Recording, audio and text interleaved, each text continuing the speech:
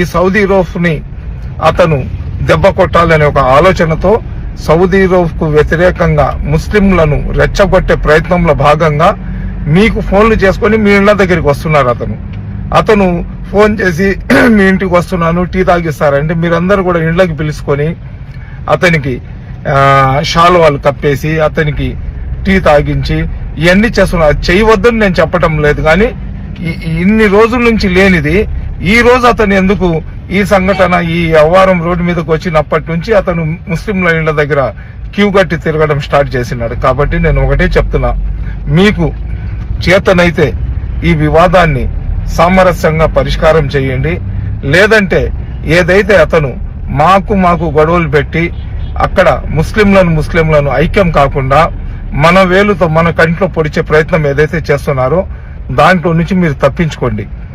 అతను ఫోన్ చేస్తే మీరు ఓపెన్ గా చెప్పండి, అయ్యా వివాదం జరుగుతుంది కాబట్టి ఇప్పుడు వద్దులేండి, ఇంకొకసారి మీరు రండి మా ఇంటికి, టీ ఏముంది మీకు కడుపు నిండుగా భోజనం పెట్టి పంపిస్తామని చెప్పి. కాబట్టి సోదరులారా, ఇప్పుడు ఉన్న పరిస్థితులు మీరు చూస్తున్నారు. ఒక ఆంధ్ర రాష్ట్రంలోనే ప్రశాంతంగా చంద్రబాబు గారి నాయకత్వంలో ముస్లింలు ప్రశాంతంగా ఉన్నారు. ఆ ప్రశాంతతను భంగం కల్పించి 2029లో బీజేపీ తెలుగుదేశాన్ని పక్కన పెట్టి మతోన్మాదులతో ఒక కూటమిని ఏర్పాటు చేసే ప్రయత్నంలో భాగంగానే ఎక్కడైతే ముస్లింలు ఆర్థికంగా రాజకీయంగా ఎదిగి ఉంటారో వాళ్లను తొక్కే ప్రయత్నం జరుగుతుంది. కాబట్టి ఆ కుట్రలో నుంచి మీరు బయటికి రండి. దయచేసి ఏదైతే ఆ సౌదీ రౌఫ్ మీద ఇతను ముస్లింలను తిట్టించే కార్యక్రమం చేస్తున్నారో ఆ కార్యక్రమంలో మీరందరూ కూడా బలి పశువుల్లాగా బలి కాబాకండి కోరుకుంటుండే. అస్సలాము అలైకుం రహమతుల్లాహి బర్కాతుహు. సోదరులారా, ఎవరైతే అదోనీలో ఉన్న ముస్లిం సోదరులు ఉన్నారో వాళ్లకు నేను ఒక చిన్న ప్రశ్న అడగాలనుకుంటున్నా. దాదాపు 10-15 రోజుల నుంచి అక్కడ ఉన్న ఎమ్మెల్యే పార్థసారథి గారికి, అదేవిధంగా సౌదీ రౌఫ్ గారికి ఏదైతే డబ్బుల విషయమై వివాదం జరుగుతుందో ఆ వివాదాన్ని ఆపే ప్రయత్నం చేయకుండా ఆ వివాదాన్ని ఎందుకు రెచ్చగొట్టే ప్రయత్నం చేస్తున్నారో నాకు అర్థం కావటం లేదు. ఒక్క మాట అయితే మీరు గుర్తుపెట్టుకోండి, బీజేపీ పార్టీలో ఉన్న ప్రతి ఒక్కరు చెడ్డవాళ్ళని నేను చెప్పను, కానీ మీ ఎమ్మెల్యే అయితే అతను ఎప్పుడు కూడా ముస్లింలకు మిత్రుడు అయితే కాలేడు. ఎందుకంటే గతంలో మనం చూసినాం, ఏదైతే రాయచోటిలో ఒక సంఘటన జరిగితే ఆ సంఘటన గురించి అతని నియోజకవర్గం కాకపోయినా కానీ అసెంబ్లీలో ముస్లింలు ఎవరైతే ఉన్నారో వాళ్ళు మసీదులో నుంచి ఈ మూకలు ఏదైతే అల్లరి మూకలు ఎవరైతే ఉన్నారో వాళ్ళు మసీదులో నుంచి రాళ్లు రువినారు, అల్లరి మూకలు మసీదులో ఉన్నారని చెప్పి. ఎందుకంటే మసీదులో అల్లరి మూకలు ఉండరు. మసీదుకి పోయే వాళ్ళు 5 పూట్ల నమాజ్ చదివి శాంతియుతంగా అల్లా దగ్గర దువా చేసుకునే వాళ్ళే వెళ్తారు. కాబట్టి అతను ఏ రోజు కూడా ముస్లింలకు అనుకూలంగా అతను మాట్లాడిన సందర్భం కానివ్వండి, ఇంకొకటి లేదు. ఇకపోతే అతను ఎమ్మెల్యే లాగా ఎలా గెలిచాడని చెప్పి చాలా మంది అనుకోవచ్చు.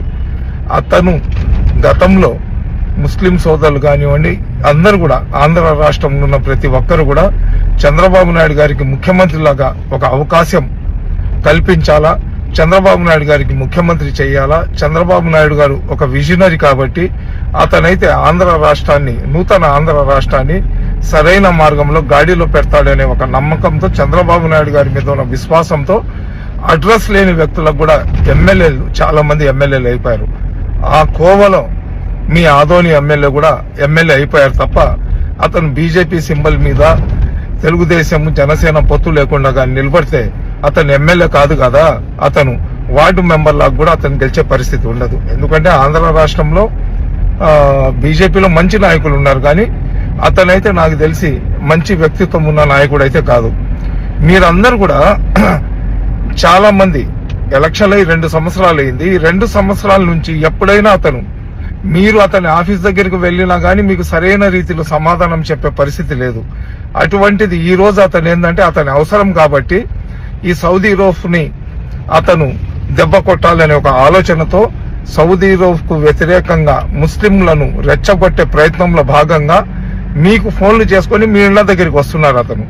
అతను ఫోన్ చేసి మీ ఇంటికి వస్తున్నాను, టీ తాగిస్తారంటే మీరందరూ కూడా ఇళ్లకి పిలుచుకొని అతనికి షాల్వాలు కప్పేసి అతనికి టీ తాగించి ఇవన్నీ చేస్తున్నారు. అది చేయవద్దని నేను చెప్పటం లేదు, కానీ ఇన్ని రోజుల నుంచి లేనిది ఈ రోజు అతను ఎందుకు ఈ సంఘటన ఈ అవ్వారం రోడ్డు మీదకి వచ్చినప్పటి నుంచి అతను ముస్లింల ఇళ్ల దగ్గర క్యూ కట్టి తిరగడం స్టార్ట్ చేసినాడు. కాబట్టి నేను ఒకటే చెప్తున్నా, మీకు చేతనైతే ఈ వివాదాన్ని సామరస్యంగా పరిష్కారం చేయండి.